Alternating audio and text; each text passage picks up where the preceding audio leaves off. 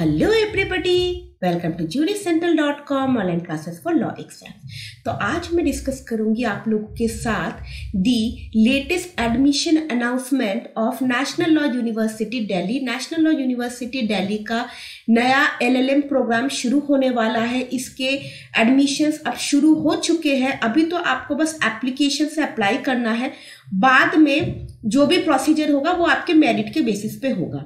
तो इस सेशन में मैं आपके साथ डिस्कस करूंगी the important dates, the syllabus, seat matrix and among other things. जो भी इंपॉर्टेंट चीजें रहेगी वो मैं आज इस सेशन में आप लोगों के साथ डिस्कस करूंगी। सबसे पहले जान लेते हैं, this is the admission announcement 2022 to 2023। This is the academic year. तो 2022 से 2023 आपका एकेडमिक ईयर होगा और last date for submission of application जो कि ऑनलाइन रहने वाला है ये रहेगा आपका थर्सडे अप्रैल 7, 2022। तो काफी टाइम है आपके पास, अप्रैल 7 तक का टाइम है।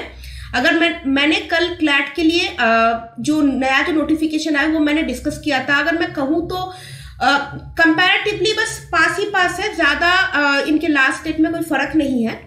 Issue of admit card online, चलो ये अच्छी बात है क्योंकि क्लैट वाले में ये नहीं बताया गया था कि आपका एडमिट कार्ड कब आएगा, लेकिन इसमें ऑलरेडी स्पेसिफाइड है it will be on April 21, 2022।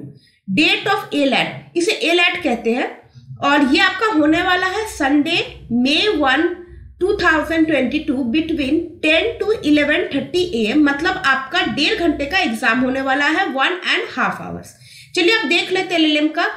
तो क्लैट और LLM का सबसे अच्छी चीज ये है कि there is only 1 year LLM programme. अगर मैं दूसरे सेंट्रल यूनिवर्सिटी की बात करूं जैसे DU हो गया या जामिया हो गया, इनका एक्चुअली मैक्सिमम 2 years जाता, मैक्सिमम 3 years जाता है।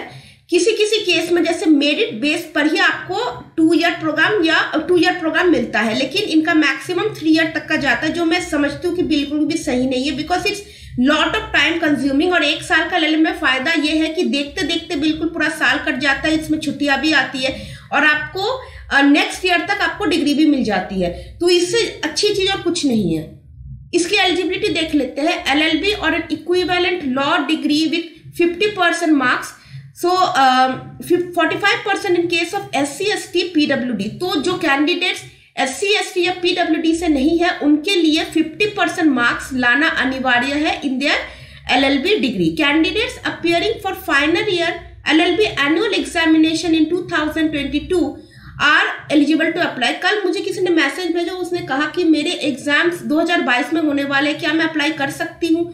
तो आपके लिए हाँ, ये जवाब बिल्कुल सही। अगर आप 2022 में, अगर आप फाइनल ईयर दैट मीन्स अगर आप अपने 10th सेमेस्टर में हो अपने LLB में, और या फिर अगर आप 3 year कर रहे हो LLB वाला, तो अगर आप अपने फाइनल ईयर सेमेस्टर में हो then you are eligible to apply. Total seats are 70 plus 10, 70 seats on ALET merit, 5 seats each for foreign nationals and OCI PIO for direct admission on merit. Foreign national OCI that means overseas Indian citizen and PIO means person of Indian origin, इनके लिए LLM entrance exam नहीं देना होगा, they are exempted to appear in this examination. Additional supernumerary seats, 1 seat for Kashmiri migrants. तो 1 seat बस Kashmiri migrants को दिया गया है एंड दैट इज सुपरन्यूमररी सीट्स। तो पूरे मिला के आपके जो सीट्स होते हैं वो है 81। तो अब जान लेते हैं ऑनलाइन एप्लीकेशन फी के बारे में। Interested candidate should apply online on payment of application fee of ₹3050 only and application fee in case of SC ST and PWD is ₹1050। तो अगर आप जनरल, EWS, OBC इन सारे कैटेगरी से बिलोंग करते हैं और NRI, PIO, OCI जो भी आपकी कैटेगरी है आपको ₹3050 देना पड़ेगा। और अगर आप SC ST और PWD कैंडिडेट हो तो आपको ₹1050 देना पड़ेगा। Below poverty line applicant of SC ST category are exempted from application fee and if you belong from below poverty line तो आपको किसी भी तरीके की कोई फीस नहीं देनी पड़ेगी। अब देख लेते हैं टेस्ट सिटीज में। ALET 2022 will be conducted at the following cities. The cities are Bengaluru, Bhopal, Chandigarh, Chennai, Cochin, Cuttack, Dehradun, Delhi, Gandhinagar, Greater Noida, Gurugram, Guwahati, Hyderabad, Jaipur, Jammu, Jodhpur, Kolkata, Lucknow, Mumbai, Nagpur, Patna, Raipur, Varanasi, Visakhapatnam. बहुत सारे test centre है, आप आराम से appear हो सकते हो। अब चलिए अब बात करते हैं इनकी एंट्रेंस टेस्ट स्कीम के बारे में। 1 year LLM 1 year प्रोग्राम। The modified syllabus of ALET 2022 programme is as follows. अब मैं एक चीज आपको बता दूं, इस बार का जो सिलेबस है वो काफी ट्रिकी है क्योंकि इसने सब्जेक्ट को बिल्कुल भी स्पेसिफाई नहीं किया है। तो आप कंफ्यूज होते, तो आप लोगों को कंफ्यूज करने के लिए, सेंटेंस टेस्ट को और टफ बनाने के लिए इन्होंने इस बार ऐसा कुछ भी स्पेसिफाई अभी तक तो नहीं किया है, शायद लेटर डेट को कर दे। आपसे यही मैं एडवाइस करूंगी कि there are already sessions uploaded on my channel जो कि प्रीवियस ईयर क्वेश्चन पेपर से है। तो प्रीवियस ईयर क्वेश्चन पेपर्स अगर आप मेरे चैनल पे एक बार आप उसे रिवाइज कर लेते हो तो आपको पता चल जाएगा कि किस टाइप के क्वेश्चन इसमें आते हैं और क्या आपका सिलेबस हो सकता है। लेकिन यहाँ पे ऐसा कुछ स्पेसिफाई नहीं किया गया है। If I talk about the legal subjects, then ALET 2022 for LLM programme will have 2 sections. इनका सिलेबस इस साल मॉडिफाई किया गया है। Section A will have 100 multiple choice questions and a candidate has to answer 2 descriptive questions from Section B. The examination will be for 90 minutes. तो जैसे मैंने आपको बताया आपका 1.5 घंटे का एग्जाम होने वाला है and there will be a total number of 150 questions। और इसमें सिलेबस क्यों मॉडिफाई किया गया है? Because there will be 100 multiple choice questions। वो तो रहेगा इन पार्ट ए, लेकिन अभी आपको 2 डिस्क्रिप्टिव क्वेश्चंस भी रहेंगे जिसको आपको मतलब कि ऐसे के फॉर्म में उसे आंसर करना है। तो ये सबसे मतलब कि अगर कहूं तो काफी अनोखा पेपर पैटर्न इस बार रखा गया है। ऑलमोस्ट जितने भी यूनिवर्सिटीज है अगर मैं तो वहां पे ये एक्चुअली अब होने लगा है, अब डिस्क्रिप्टिव क्वेश्चंस आने लगे हैं, लेकिन यहाँ कभी नहीं होता था। अगर मैं पिछले साल के क्वेश्चन पेपर की बात करूं तो there were only 150 multiple choice questions, वहां पे डिस्क्रिप्टिव क्वेश्चंस नहीं थे। लेकिन इस साल से अब ये होने वाला है, टफ होने वाला है। ILI की बात करूं तो इसमें भी डिस्क्रिप्टिव क्वेश्चंस आते हैं और उसके साथ साथ जामिया में भी डिस्क्रिप्टिव क्वेश्चंस आते हैं। चलिए आगे देख लेते हैं। Section A will consist of 2 parts. Part 1 English language 50 questions 50 marks and Part 2 legal reasoning 50 questions 50 marks। तो देखिए पार्ट ए में आपके 2 पेपर होंगे जिसमें सेक्शन ए में 2 पार्ट रहेंगे। पहला पार्ट तो रहेगा आपका 50 क्वेश्चंस जो कि आपका MCQ फॉर्मेट में रहेगा, लीगल रीजनिंग। अब ये कहीं भी ये मेंशन नहीं है कि लीगल रीजनिंग का मतलब हम क्या समझें, क्योंकि लीगल रीजनिंग तो एक होता है स्टेटमेंट बेस्ड या स्टेटमेंट कंक्लूजन बेस्ड जो सवाल आते हैं, स्टेटमेंट अजम्पशन बेस्ड आते हैं। तो क्या हम लीगल रीजनिंग इसमें समझे, लेकिन मोस्ट प्रोबेबली यही कहना चाहते हैं कि जो 50 मार्क्स के जो रहेंगे वो आपके लॉ सब्जेक्ट के ऊपर ही बेस्ड रहेंगे। Section B will have 8 to 10 questions from different branches of law. The candidates will have to answer any 2 descriptive questions of 25 marks each. Total marks for section B is 50। तो आपका जो section B जो descriptive part जो रहेगा उसमें 8 से 10 सवाल रहेंगे और आपको चॉइस ये रहेगी कि that you can attempt any 2 question out of the given 8 or 10 questions. The evaluation of section B, the following process is applicable। कैसा इवेल्युएट होगा? The university will prepare a list consisting of 3 times the number of seats for each category of students, taking into account the reservation policy of the university on the basis of total marks secured in section A।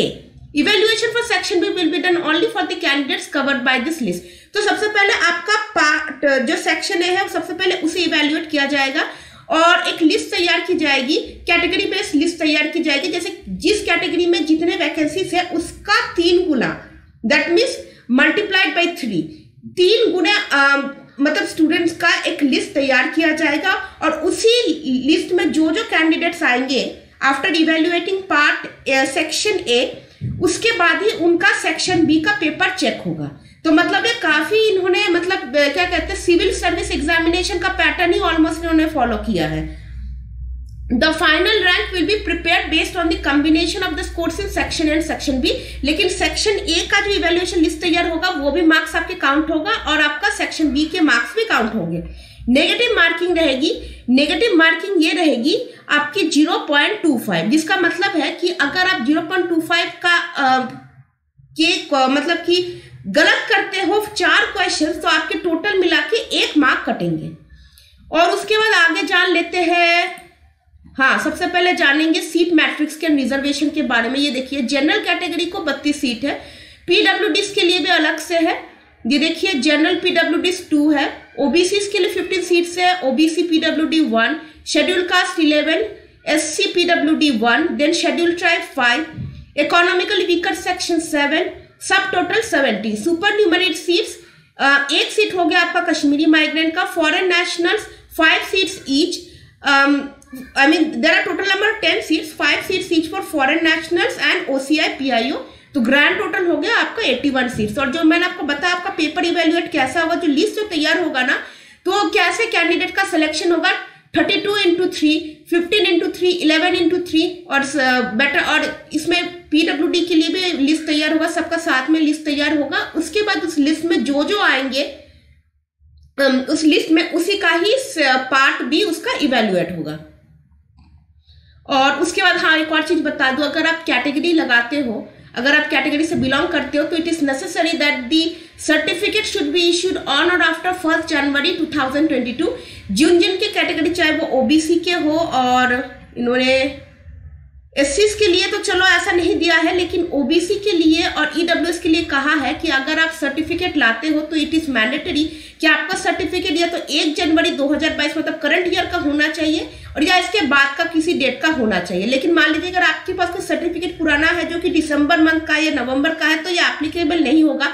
ये थोड़ा सा मुझे बड़ा अजीब सा लगा, क्योंकि कोई भी सर्टिफिकेट फाइनेंशियल ईयर तक ही वो वैलिड होता है। तो फाइनेंशियल ईयर तो हमारा फिर भी 31 मार्च तक तो वैलिड तो रहेगा, लेकिन पता नहीं इन्होंने ऐसा क्यों कहा है। तो अगर आपको अपना सर्टिफिकेट अगर आपका पुराना है, तो मेक श्योर कीजिए कि आपका जो भी आपकी कॉम्पिटेंट अथॉरिटी है, जो जिसने पहले भी सर्टिफिकेट इश्यू किया है, वहां जाके आप दोबारा से रिन्यू कर लें।